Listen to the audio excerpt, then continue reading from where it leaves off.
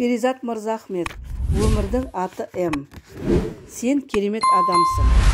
Перизат мерекелік демалысты ауылда өткіземін деп шешті де қызын алып Астанаға аттанды. Мәди күтіп алғысы келіп еді, бірақ онымен кездесуге дайын болмады Перизат. Астанаға аялдамай бірден ауылға асып кетті. Мәди қатты ренжіді. Мен мамамен ауылға кетіп қалам, қаңтардың ортасында бірақ оралам. Соған дейін кездеспей қалай жүреміз? Астанаға келіп тұрып, соқпай кеткенің не? Не жаздым? Түнімен жазыпты. Ауылдың әлсіз интернетті істемей қалған Перизат оның бәрін таң ата бірақ оқыды. Оқыды да бір секундта ойланбастан алдын артына қарамай көлікке мінді де Астанаға аттанды. Мәди тас қылып құшақтап алған, ең қымбат дүниедегі жоғалтып қайта тауып алған адамдай. Күні бойы сүйе берді, құшақтай берді. Перизатсыз өткен 2 аптаның есесін қайтарғысы келгендей. Бір елі ажыраса қайта айырылып қалатындай. Бір сәтке көз жазса енді таппайтындай. Перизаттың мойнындағы суретті бірнеше қайтара сүйіп, жарасын жазғысы келгенде. Ал Перизаттың іші алай-дүлей. Ішінен Мәди-ау, бұл не қылғаның? Азабым аз көрінді ме? Неге үміттендіресің? Көз жасым аз төгілді ме деп ойлайсың ба сен? Сен ойнақтаған құлынсың, сүрінесің де тұрасың да жүресің. Ал мен енді тұралам ба деп жылады. Бірақ Мәдидің жанындағы әр секунд қымбат еді. Сондықтан оның құшағына үнсіз ене берді. Менің дірілім сездіргісі келмегендей, менің үрейімді елегісі келмегендей, сөйтіп екеуі де мауқын басып Астананың күні батысымен ауылдарына аттанды. Перизат үміт пен күдік арқалап кетті. Тағы да миы екіге жарылды. Бір рет таңдамаған адам екінші рет сені таңдамайды. Есіңді жи. Махаббат деген осы: табысу, тіресу, қайта табысу, қайта іздеу, қайта қосылу. Тфу, оттаған романтика. Мәди жас, оған адреналин мен эйфория керек. Сол үшін ғана айналып саған келеді. Ал бұл таптаурын адамның бәрі осындай емес. Мәдидің қалай құшақтағанын көрдің ғой, қалай сүйгенін сездің ғой. Одан артық қандай дәлел керек? Ай ақмағай, дауа жоқ саған. Ертең тағы да 2 бүктеліп қаласың. Аясаңшы ана жүректі. Сол жүректің қалауы осы емес пе? Мәди өз қолымен өлтірем десе де көніп тұр. Соған ғана тартылып тұр. Содан ғана мән көріп тұр. Мәнің ұрайын. Махаббат деген сөз емес, әрекет. Мәди сүйсе бірнеше рет отқа салмас еді. Аузың күймейтін неғылған сорлысың. 10 рет отқа салса да Мәдидің құшағына ғана ораламын. Сенен төзімді, сенен сабырлы адам жоқ еді. Ел мақтаған ақылың, жұрт сенген күшің қайда қалды? Мәдидің жолында, махаббаттың жолында садаға кет. Біздің кездесуіміз, табысуымыз екі талай. Құдай қинап, қиыстырып қосты. Арамызда аттай 16 жаста, терең қашықтықтағы да елдің сыны да тұр. Құдай біріне де қаратқан жоқ. Мәдиге дейін не іздегенімді, қалай іздегенімді білесің. Құдай біледі, неге бас тартуым керек. Өзің біл, айтпады деме. Бір рет айна салған адам екінші рет 2 секундта ойланбайды. Өз ойымен арпалысып жүрген Перизаттың шешесі сөзге тартты. Ал ана жүрегі қызының көзіндегі мұңды айнытпай таныды ғой. Өмірінде бірінші рет Перизат бәрін бүкпесіз айтып берді. Жас, сүйем, қазір 2 бөлекпіз. Шешесі ауыр күрсінді. Әйел жанын әйелден артық кім түсінеді? Жастың аты жас. Бәріміз де жас болғанбыз. Бәріміз де сүйгенбіз. Шешесінің өмірі де, ойларында да, сезімдері де тек сырттай болжау үйреніп қалған. Перизаттың көз алдынан кинолента жүгіріп өткендей болды. 2-ақ ауыз сөзбен шешесінің жүрегінің жүк ақтарыла салды.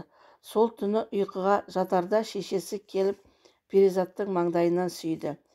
2 күннен кейін онлайн байланыс кезінде Мәди қайта бірге болайықшы деді. Перизат қорқа-қорқа келісті. Алайда Астанада кездесіп басын ашып алғанымыз дұрыс деді. Тағы да Астана, тағы да ашық әңгіме. Бұл жолы алғашқы табысқан эйфория жоқ, сабырлы салмақты әңгіме. Мен енді құласам екінші рет тұра алмаймын, Мәди. Менің сүйетініме сенбейсің. Бұрында сүйем дегенсің, бірақ бірінші кедергіден соң бұрылдың да кетіп қалдың. Мен өзімді әрең жинап алдым, тіпті әлі шашылып жүрмін. Арамыздағы 1000 шақырым шаршатады. Аптасына бір рет қана кездесу қиын. Мамама күнде өтірік айту қажытады, бірақ сенсіз өткен әр күн азап маған. Жан, сен мұның бәрін жалғыз сезіп жатқан жоқсың ғой. Сен түскен отта мен де жанып жатырмын ғой. Онда бірге жанамыз. Иә, олар тағы да махаббатты таңдады. Бір-біріне шексіз ынтық екі махаббатқа екінші мүмкіндік берілді. Тағдырларын Құдайдың қолына тапсырды. Қаңтардың 15-і дипломант қонақ үйінің алды. Перизат 2 аптадан соң кездесем деп Мәдидің ерінен жеңіл ғана өпті де Алматыға кете барды. Сол сүйіс ессіз, ыстық, шырын махаббаттың тарихындағы соңғы сүйіс екенін Құдайдан басқа ешкім білген жоқ. Қаңтар айының соңғы бейнесі. Перизат сенбі күні ұшып барамын деп дайын отырған Мәди 4 сағат бойы байланысқа шықпай қойды. Мен бірдеңен сезгендей аласұрдым. Перизаттың 2 көзі телефонда. 4 сағаттан соң мамам менің күнделігімді оқып қойыпты. Осымен бәрі бітті. Мен мамамды таңдадым деген хат келді. Мені біреу кеуде қуысынан суырып алып, сықырлап қайнап тұрған майға тастап жібергендей болды. Шыж ете қалдым. Адам ит жанды екен деген рас қой. Ұра төсекке құлаған Перизаттың жаны шығып кетеме деп ойлап едім. Шықпады. Әуелі өкіріп алып жылады. Сосын тістенді. Сосын түк болмағанда ұйықтап қалды. Түн ортасында оянып әдетінше телефонға ұмтылды. Мәди бір құлаш хат жазыпты. Рахмет, кешір, қош бол. Перизаттың жауап жазуға шамасы болмады. Есінен адасқан адамша тырқылдап күлді. Тістеніп жылады. Қызғансаң, неге көрсеттің, Құдай? Деп жастықты құшақтап айғайлады. Өкініш өртеп барады. Үмітсіздік жон арқасынан таспа тіліп жатыр. Шарасыздық буындырып бұрышқа тықты. Перизаттың еш қарсылықсыз қараңғылыққа сіңіп бара жатқанын сезді. Благодарен за все дни, проведенные с тобой, за все эмоции, которые были испытания, просто за все ошибки принесенные, прости за все ошибки, принесенные боли с моей стороны. Но я уже не могу ничего с этим поделать. Я правда переживал, чтобы она ничего не узнала, и даже чтобы намеки на это не было. Однако, по ее словам, она уже догадывалась, но не решалась копать, и эти мысли все время прогоняла, уверяла себя, что ее ребенок не такой, на такое не пойдет. Печально, и мне стыдно, и невыносимо больно видеть, как она с ума сходит и себя винит в этом. Надеюсь, переживем, надеюсь, забудемся. Только об этом сейчас молчу и думаю. Тебе желаю не останавливаться, идти дальше. Мы знали, что придет этот день. Желаю, чтобы ты смогла доделать начатое и сделать даже лучше. Будь счастлива, родная. Надеюсь, тебя ждут все лучшие моменты. Но я не могу иначе, прости.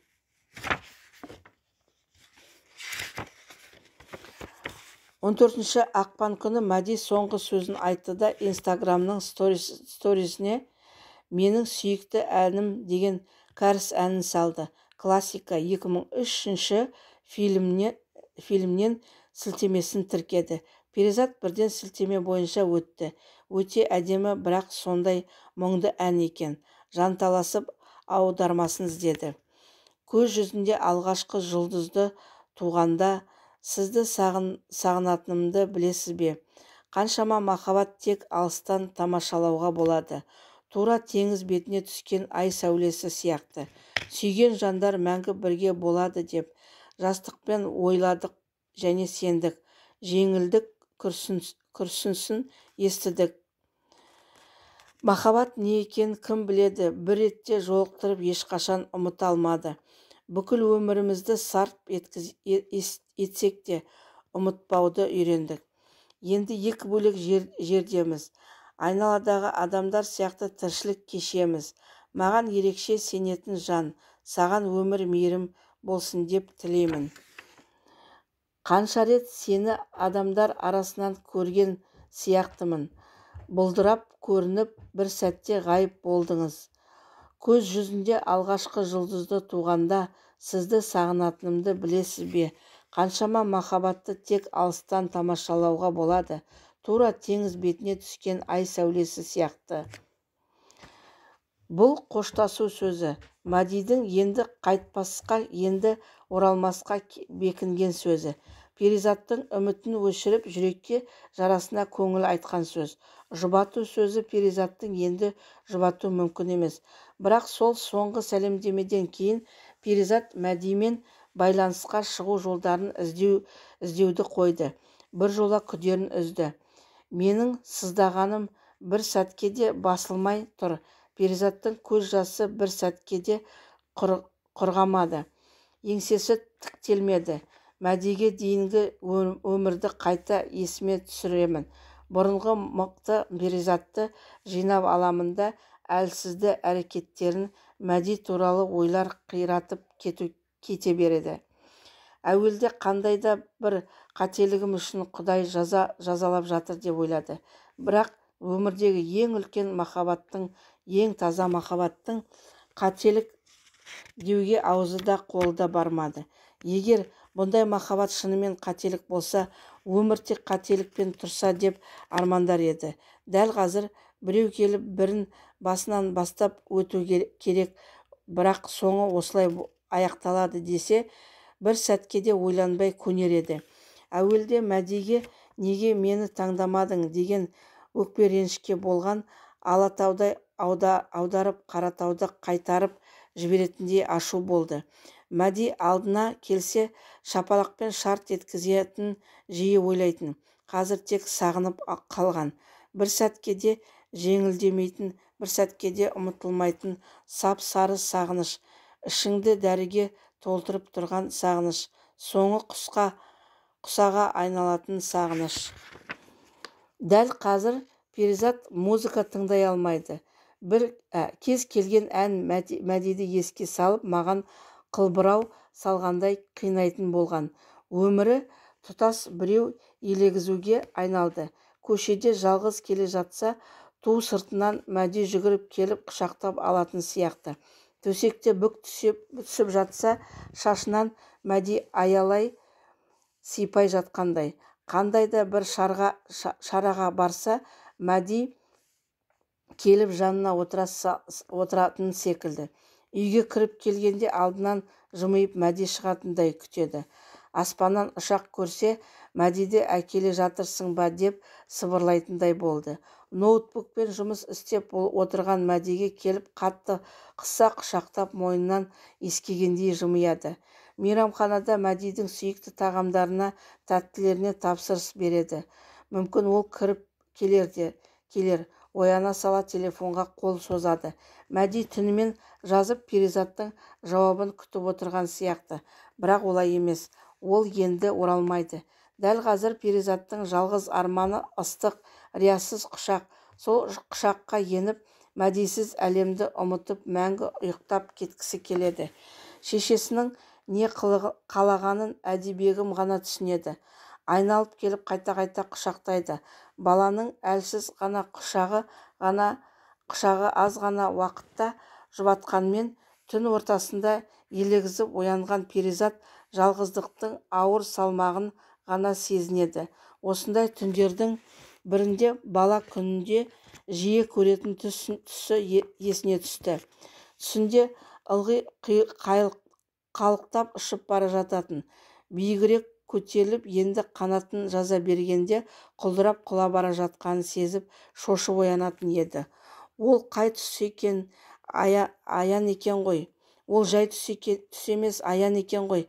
Құдай әуелден-ақ ұшатынын да құлайтынын да көрсеткен екен. Дәл қазір Перизат жымияды.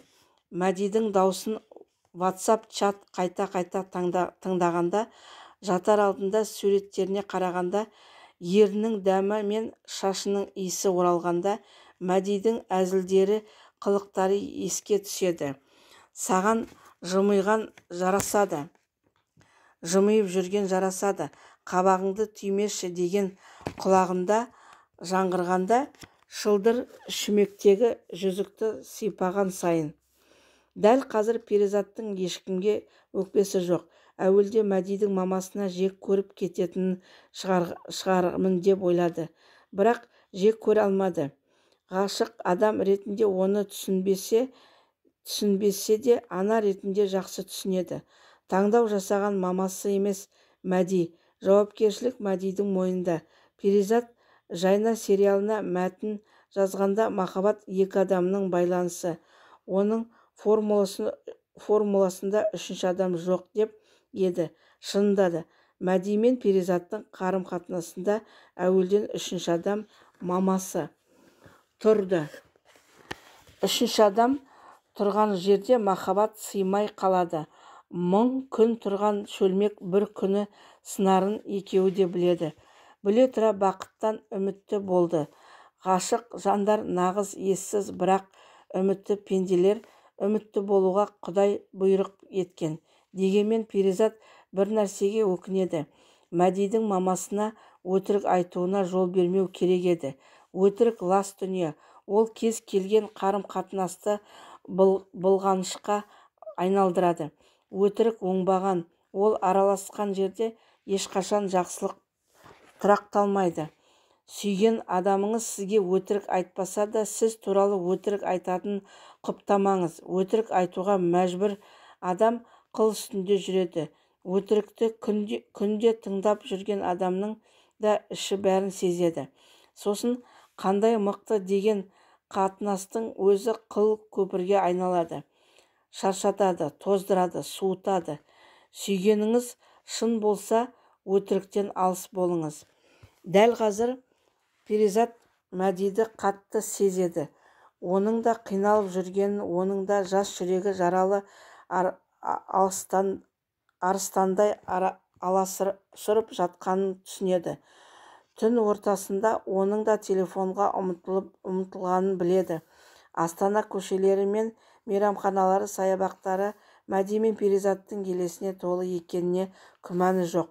Сол жерден күн сайын әрі-бері өтіп, Мәдидің өксіген естиді. Перизатқа дейінгі алаңсыз өмірін есіне түсіргісі келгендей өзін-өзі жұбату үшін жанұшырын жүргенін ұғады. Бірақ жастың аты жас. Перизаттың бұрын тұрып, бұрынырақ ес жинап, қанатын қайта жаза алады. Бұл жерде мәселе кімнің бірінші ес жиюында емес, кімнің жарасы жара, кімнің уайымы уайым деген бәсеке емес. Дәл қазір Перизат Мәдидің өзін емес, Мәдидің жанындағы сезімді көбірек сағынатынын түсінді.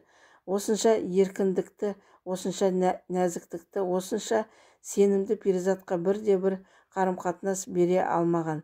Перизат тек Мәдидің жанында өзінің жақсыға лайық адам екенін сезінетін, түсінбей, күшенбей, ышқынбай бақытты болуды тек Мәдидің жанында қабылдаған.